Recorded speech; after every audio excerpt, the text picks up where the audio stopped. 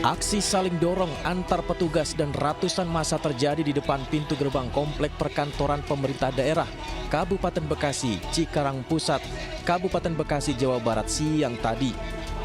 Massa yang mencoba menerobos barikade polisi dan melakukan upaya aksi bakar ban mendapatkan perlawanan dari petugas.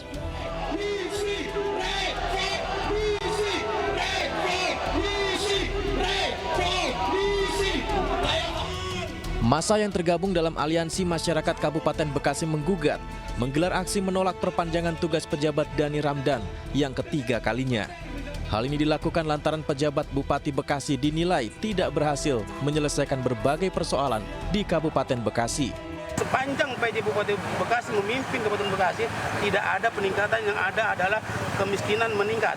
Pengangguran banyak dan lain sebagainya, seperti itu. Bekasi tidak berkembang, malah merosot. Diketahui pejabat Bupati Bekasi Dhani Ramdan telah habis masa jabatannya pada 18 Mei 2023. Dhani yang telah 2 kali menjabat sebagai pejabat Bupati Bekasi dikabarkan kembali mendapatkan surat keputusan dari Kementerian Dalam Negeri untuk kembali menjadi pejabat Bupati Bekasi. Dari Kabupaten Bekasi, Jawa Barat, Didit Junaidi, iNews melaporkan.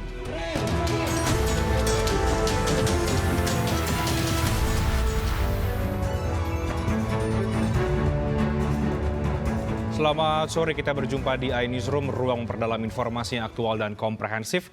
Kali ini bersama dengan saya, Reinhard Sirait. Pemkot Jakarta Utara melakukan pembongkaran terhadap bangunan ruko yang menyerobot bahu jalan sekaligus menutup saluran air di Pluit Karangniaga, Penjaringan Jakarta Utara. Meski sempat mendapat penolakan dari warga, namun proses pembongkaran terus dilanjutkan.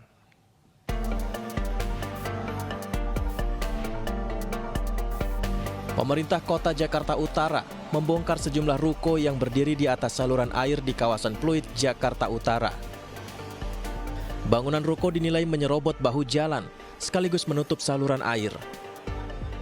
Sejumlah personel dari dinas terkait bersiaga untuk menertibkan bangunan ruko tersebut. Selain itu, sejumlah alat berat juga diterjunkan seperti bor mesin, mesin pemotong beton, truk, dan mobil skylift yang akan membantu petugas. Meski sempat terjadi aksi unjuk rasa oleh warga dan karyawan ruko, namun proses pembongkaran tetap dilanjutkan oleh petugas. Saluran bagaimanapun juga pemerintah meminta dukungan dari masyarakat yang ada di sini agar mereka bisa membongkar secara mandiri. Saya yakin masyarakat di sini sebagian besar sudah mengetahui dan sudah menyadari bahwa manfaatnya penertiban ini nanti mereka yang akan merasakan. Mereka sudah menyadari itu, bahwa aturan itu memang betul-betul harus ditegakkan. Sebelumnya pembongkaran bangunan ruko mendapat penolakan dari warga. Padahal bangunan ruko tersebut berdiri di atas saluran air dan jalan umum. Video yang memperlihatkan perdebatan ketua RT dan pemilik ruko pun viral di media sosial. Akhirnya Suku Dinas Cipta Karya Tata Ruang dan Pertanahan Jakarta Utara menerbitkan surat rekomendasi teknis untuk melakukan pembongkaran terhadap puluhan ruko yang melanggar. Dari Jakarta, Putu Bagus, Novan Dwi Kusuma, iNews melaporkan. Sementara itu, beberapa perusahaan pemenang tender perbaikan jalan rusak di wilayah Lampung diduga beralamat kantor palsu alias fiktif. Gubernur Lampung Arinal Junaidi menyerahkan sepenuhnya kepada aparat penegak hukum untuk melakukan upaya penyelidikan.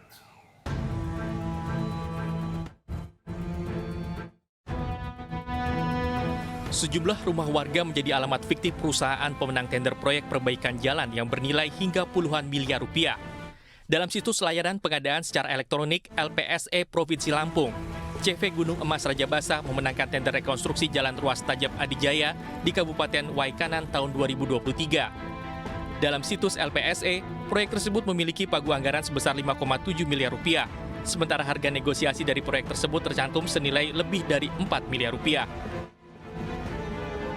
Namun setelah ditelusuri alamat dari CV yang tercantum di LPSE di Jalan Pulau Damar, Gang Kamboja nomor 50 Waidadi Sukarame, ternyata bukan sebuah kantor, melainkan rumah milik Surono dan keluarganya yang telah dihuni sejak tahun 1988 silam.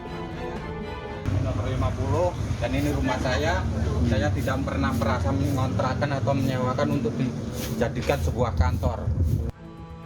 Tak hanya CV Gunung Emas Raja Basa yang menggunakan alamat fiktif. CV Bagas Adi Perkasa atau BAP yang memenangkan tender rekonstruksi ruas jalan Metro Kota Gajah juga melakukan hal serupa. Di situs LPSE, CV BAP beralamat di Jalan Imam Bonjol Gang Salak, Kelurahan Gedong Air, Tanjung Karang Barat, Kota Bandar Lampung. Namun saat didatangi, lokasi tersebut bukanlah sebuah kantor, melainkan rumah yang dihuni oleh seorang nenek dan anaknya. Sang nenek menyatakan bahwa rumahnya sejak puluhan tahun telah ditempati dan bukan merupakan sebuah kantor kontraktor. Selain dua perusahaan itu, ada juga sebuah perseroan terbatas yang beralamat di sebuah perumahan Green Valley. Perusahaan ini tercatat dalam LPSE memenangkan tender perbaikan ruas jalan Kota Gajah ke Simpang Randu dengan pagu 59 miliar rupiah. Ruas jalan yang dilalui Presiden saat kunjungan beberapa waktu lalu yang kondisinya pun kini cukup parah. Kondisi kantornya terpantau kosong tanpa aktivitas. Warga bahkan menyebut kantor ini telah lama tak beraktivitas. Kalau belakangan ini kayaknya udah kosong, mungkin sekitar setengah tahun yang berjalan belakangan ini lah, kayaknya sudah tidak ada aktivitas. Kalau dulu memang ada aktivitasnya untuk perkantoran, konsultan apa gitu, juga kita kurang paham karena yang punya kantor ini juga kurang sosialisasi ke warga, itu nggak ada. Menyikapi temuan dugaan tender perusahaan fiktif di Dinas Bina Marga dan Bina Konstruksi Provinsi Lampung, Gubernur Lampung Arinal Junaidi menyerahkan sepenuhnya kepada aparat penegak hukum untuk melakukan upaya penyelidikan. Itu kita sudah punya lembaga, namanya BPK, lembaganya kejaksaan, lembaganya kepolisian. Jadi kalau ada hal-hal yang indikasi itu, jadi jangan kita mudah mendahului praduga tidak bersalah. Arinal Junaidi berharap semua pihak jangan langsung mendahului hal yang masih bersifat asas praduga tak bersalah. Dari Bandar Lampung, Andres Afandi, iNews melaporkan. Untuk mengetahui informasi selengkapnya, kami telah terhubung dengan Kepala Biro Pengadaan Barang dan Jasa Pemprov Lampung, Pak Slamet Riyadi. Selamat petang, Pak Slamet, apa kabar?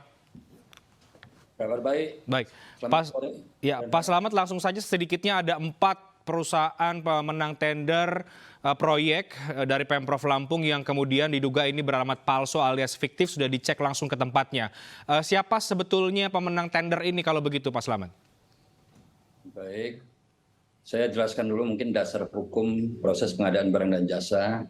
Kami memakai dasar hukum Perpres 12 tahun 2021 tentang pengadaan barang dan jasa, dan aturan teknisnya adalah Peraturan Kepala LKPP nomor 12 tahun 2021 tentang pengadaan barang dan jasa melalui penyedia, di mana tugas pokok kami atau Pokja yang saya tugaskan adalah menilai administrasi, kualifikasi, dan spesifikasi teknis dari perusahaan-perusahaan peserta tender. Ya. Salah satu syarat-syaratnya adalah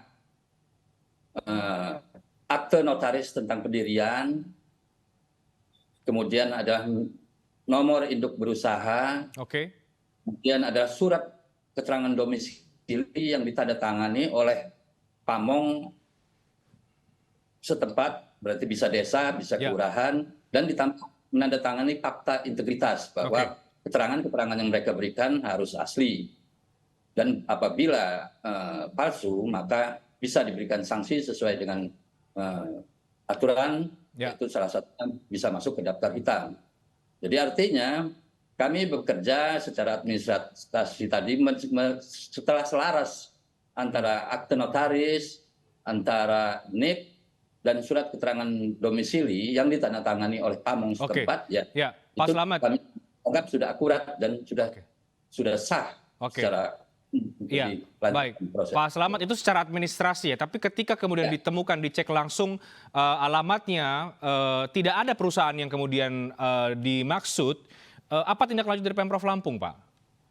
Ya, itu dapat dilakukan apabila terdapat keraguan dalam dokumen-dokumen administrasinya, tetapi kalau kami sudah agak valid, maka tidak diperlukan lagi untuk langsung pengecekan lapangan. Mengenai perusahaan-perusahaan yang tadi disebutkan oleh Reinhard, itu kami kemarin telah mempertemukan mereka, penyedia tersebut yang dicurigai fiktif dengan media. Artinya langsung media melakukan proses wawancara langsung dengan penyedia, dan mereka menyatakan memang itulah alamat perusahaannya. Mengenai belum tidak ada aktivitas ya, itu mungkin karena memang tahun ini tidak ada pekerjaan. Jadi artinya bukan fiktif, tidak fiktif, dipastikan tidak fiktif. Alamat itu sesuai dengan akta surat domisili, NIB maupun akta notaris. Jadi pihak tender memastikan bahwa ke Pemprov Lampung bahwa alamatnya tidak fiktif itu benar, bahwa kemudian yang kita temukan bahwa itu sangat berbeda. Apakah artinya yang ditelusuri oleh sejumlah pihak yang kemudian itu menyatakan itu bukan alamat aslinya, itu salah, Pak Slamet, atau bagaimana? Ya, kemarin dalam pertemuan kemarin yang difasilitasi oleh Dinas Bina Marga dan Bina Konstruksi, itu pihak salah satunya Bagas Adi Perkasa yang di situ ditemui. CVBAP ya? Iya, nenek-nenek itu. Nah itu akhirnya diklarifikasi bahwa itu memang alamat tersebut dan anak dari nenek tersebut yang merupakan direkturnya. Hanya saja pada tanggal 10 bulan Maret tahun 2022 mereka sudah pindah alamat dan sudah pindah berganti direktur dengan buktikan dengan akta notaris perubahan tersebut. Bahwa kemudian tidak hanya satu tapi ada tempat-tempat lain yang bahkan tadi salah satu pemilik rumahnya mengatakan tidak pernah ada rumah saya menjadi sebuah perusahaan, itu kan jelas sekali Pak Slamet. Ya, mungkin nih, kalau termasuk itu kemarin juga kami persilahkan media untuk langsung berinteraksi langsung dengan perusahaan-perusahaan yang dianggap fiktif tersebut, dan akhirnya ya semuanya terjawab bahwa itu tidak fiktif. Memang kondisi kantornya mungkin seperti yang Bani Nusa tadi itu karena tidak ada aktivitas sehingga kosong, karena kan kadang-kadang ya namanya perkantoran pemborong ini mereka bekerja di lapangan, jadi yang di kantor mungkin satu orang. Baik, jadi Pak Slamet, kesimpulannya Pemprov Lampung sepakat dengan para pemenang proyek tender bahwa tidak ada yang fiktif ya. Jadi percaya dengan para pemenang proyek tender, dan apakah mungkin sudah langsung mengecek bagaimana lokasi aslinya, Pak?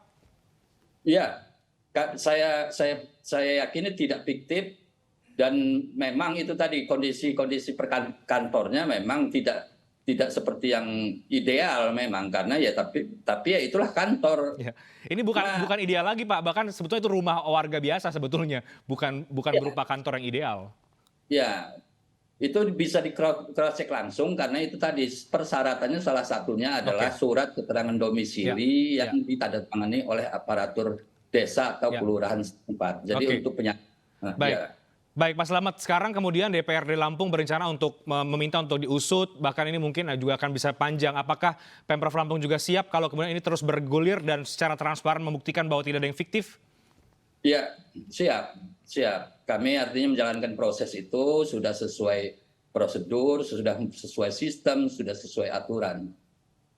Oke, baik. Terima kasih banyak Pak Slamet Riyadi untuk klarifikasinya. Kita akan tunggu nanti bagaimana perkembangan terbarunya. Semoga memang benar tidak ada yang fiktif di sana. Terima kasih Pak Slamet Riyadi. Selamat sore.